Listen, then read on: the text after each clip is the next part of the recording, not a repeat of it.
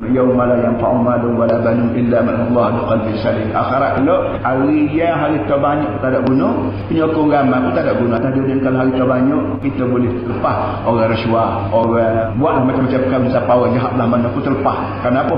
Dia ada pangkat, dia ada harta. Akhirat pula kalau ada piti banyak nak beri siapa dia? Nak beri Tuhan. Tuhan kata piti tak aku nak beli ke? Nak beli murah. Aku bukan masa jadi makan nasi.